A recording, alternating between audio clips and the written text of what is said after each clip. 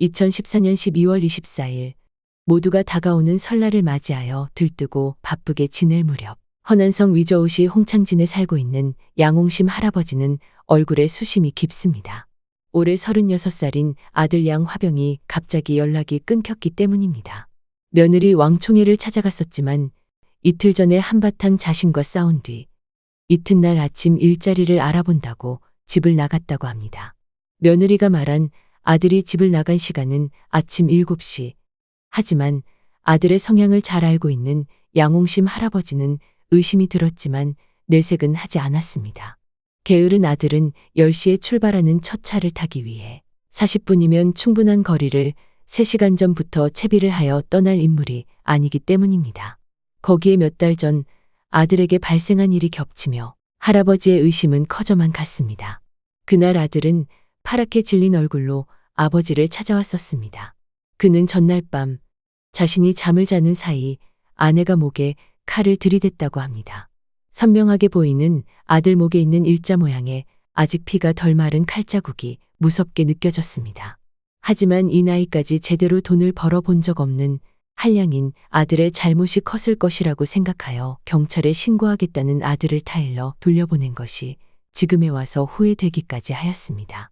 아들이 신변에 변고가 생긴 것이라면 기필코 며느리가 했을 거라는 의심을 하고 있을 때 양씨 할아버지 내외는 동시에 아들로부터 보내온 문자 메시지를 받게 됩니다.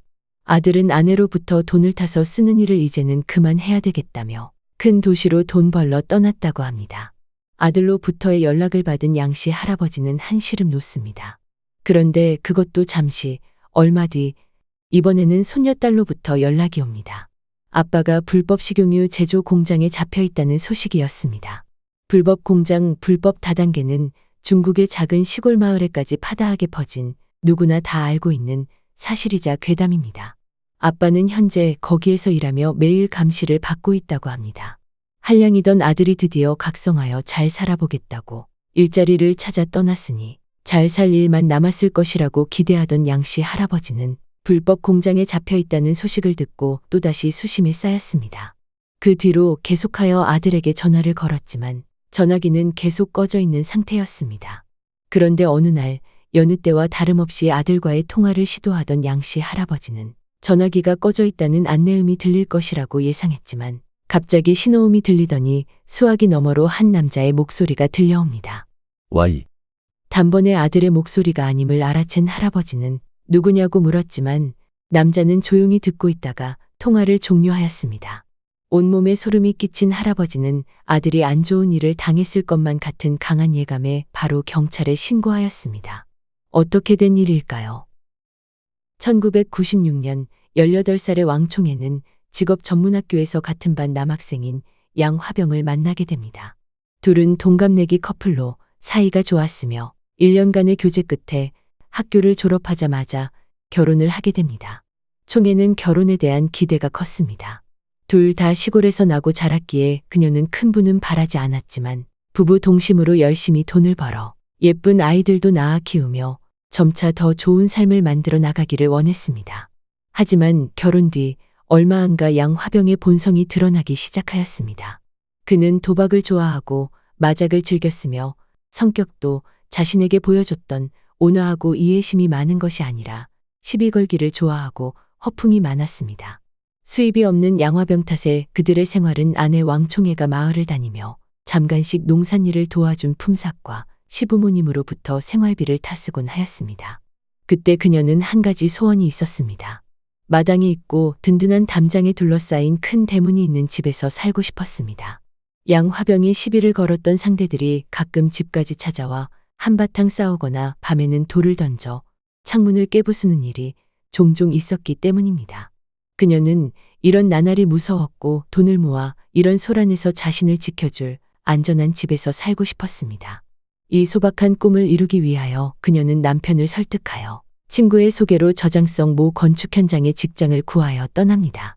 그때 그녀는 임신 중이었지만 남편과 함께 매일 10시간이 넘는 고된 일을 하루도 거르지 않고 나갔습니다. 이렇게 1년이 되어 그들은 3만 위안, 하나 약 550만 좀 더 되는 돈을 모을 수 있었습니다. 이 돈이면 시골에서 자그마한 담장이 있는 집을 지을 수 있겠다고 꿈에 부풀었던 왕총애는 어느 날 통장을 조회하던 중 잔고가 영임을 확인합니다. 보기만 해도 흐뭇했던 돈이 어느 날 감쪽같이 사라졌습니다. 남편이 도박으로 다 날려버린 것이었습니다. 이혼은 생각해 본 적이 없냐는 기자의 질문에 왕총애는 그때는 한번 결혼하면 끝까지 책임지고 함께 살아야 된다는 생각밖에 없었다고 합니다. 이것이 끝이 아니었습니다. 어느 날 양화비는 도박판 싸움에서 다른 사람을 크게 다치게 한 일로 고의상해죄로 1년간 수감 생활을 하게 됩니다. 왕총애는 내심 기뻤습니다. 부모가 타일러도 안 되고 아내의 잔소리에도 변함이 없던 남편이 나라가 법으로 크게 벌했으니 이번 일을 계기로 바뀔 것이라고 기대했기 때문입니다. 게다가 남편도 참회하는 손편지를 자주 집으로 보냈기에 그녀는 그의 뉘우침을 믿었습니다. 하지만 사람은 쉽게 바뀌지 않죠. 출소 뒤 양화병은 원래의 한량배의 삶을 이어갔습니다. 그러던 어느 날 한밤중에 양화병은 우락부락한 깡패 같은 사람들과 함께 집에 들이닥쳤습니다. 그들은 노크도 없이 문을 발로 차고 들어왔고 힘이 없는 시골 문은 와장창 나떨어졌으며 아이들과 잠을 자고 있던 왕총애는 혼비백산하여 한쪽 구석에서 아이들을 끌어안고 덜덜 떨고 있었습니다. 남편 양화병은 아내를 가리키며 제 아내가 통장에 돈이 많으니 저년만 족치면 돈이 나올 것이라며 남자들에게 말합니다. 남자들은 왕총애를 끌어냈고 남편이 23,000위안의 도박빚이 있으니 당장 갚으라고 합니다. 남편은 옆에서 거들며 돈이 없으면 당장 나가 꺼서라도 갖고 오라고 하였고 돈을 안 내놓으면 이자들에게 팔아버려 평생 매춘하게 될 것이라고 위협합니다.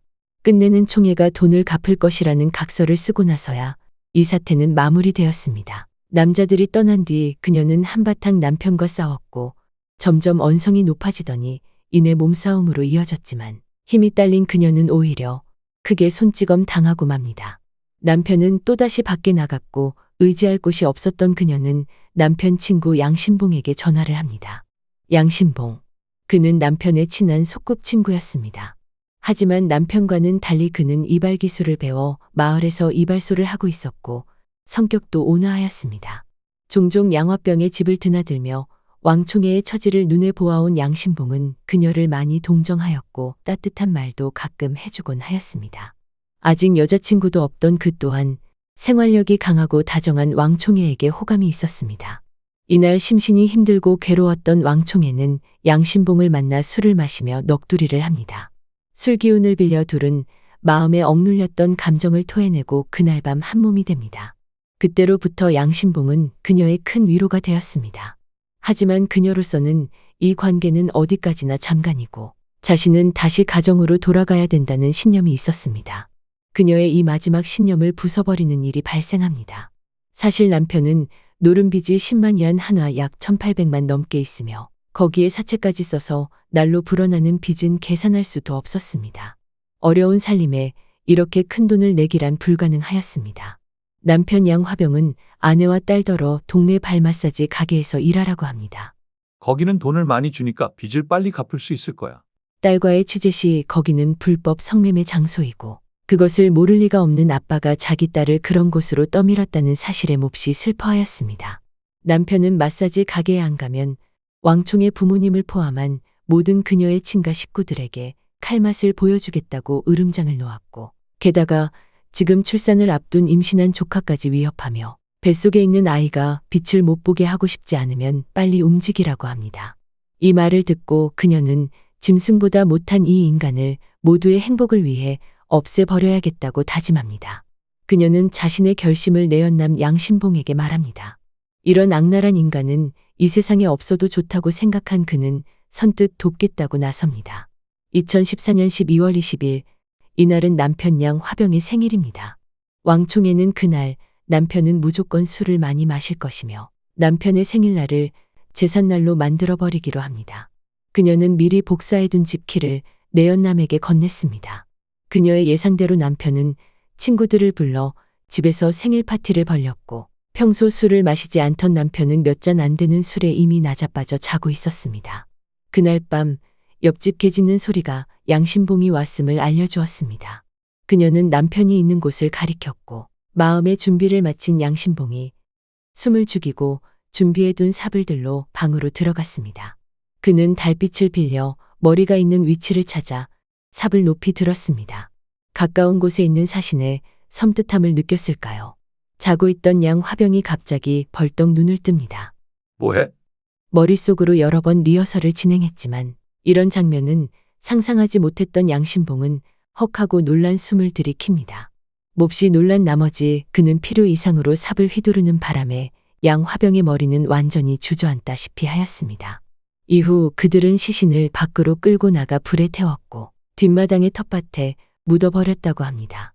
이 사건으로 아내 왕총애와 내연남 양신봉은 사형을 받게 됩니다. 왕총애는 말합니다. 제일 미안한 사람은 시부모님이라고요. 남편이야 어떻든 결혼 생활 동안 시부모님은 그녀를 이뻐하였습니다. 하지만 사건 이후 시부모님은 그녀를 만나려 하지 않았고 제일 그녀를 이뻐하였던 시아버지는 이렇게 말합니다. 어찌 아들을 그리워하지 않을 수가 있겠나요? 도대체 어떤 죄를 지으면 때려 죽여도 모자라 2번씩이나 불에 태운답니까? 법이 집행하는 사형도 한 방이면 숨을 거두는데 2번씩이나 불에 태우고 우리 아들한테 어떤 큰 원한이 있으면 미안하면 평생 참회하라고 하세요.